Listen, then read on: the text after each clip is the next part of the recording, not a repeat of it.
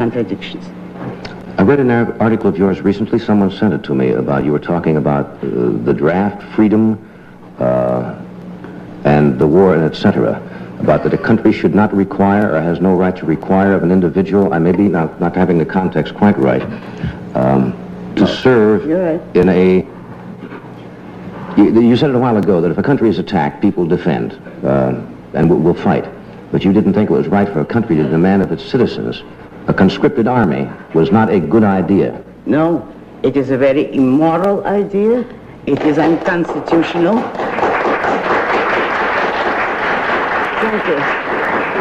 Can we explore that a wee bit now? We got a few boos there, which is to be expected. Anytime anybody has any views that don't go according to the norm, you're going to have some antagonism. But that's why we want to talk about these things. Oh, my views will probably be the norm of the future, but not right now. You say conscripted army, an army by conscription that's drafted, is usually not an effective army, that military authorities have repeatedly testified that it is not an effective army, that a volunteer army, an army of men who know what they're fighting for, speaking in practical terms, is much more effective, much better army.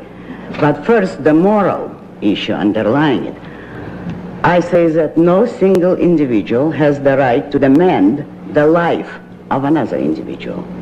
Each man is the owner of his own life. That is the meaning of the idea that a man has the right to life, to his own life, not anybody else's. Well, if no single individual has the right to your life or mine, 10 million of them or 2 billion do not acquire that right by ganging up on one man. No man has the right to demand the life of another, therefore neither has a group, nor a nation, or nor a country. Men do not have the right to the life of another human being. Now, of course, your opponents will say, but you're born in a country and in freedom, and people are trying to take over the world, and if we do not stand fast now and protect our freedoms, we may be lost. What is your answer to that? That this is a contradiction, because what it amounts to is saying, since people are trying to take away your freedom, give it up yourself. That is the sole meaning of this kind of argument. You do not descend to your enemy's level in order to defend yourself, morally speaking. Practically speaking, of course, it doesn't work.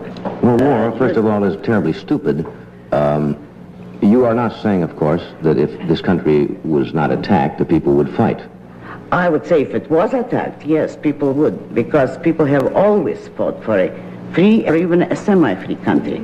If you ask me, is it proper to fight when your country is attacked in self-defense? Yes, I would say certainly, and men should volunteer to fight in such a case, because it is in defense of their own rights and their own freedom.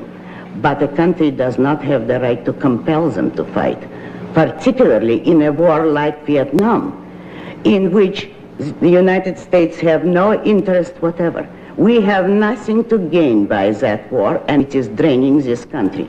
Therefore, I am enormously opposed to the whole Vietnam mess, but for the opposite reasons from those that those Vietniks are yelping about.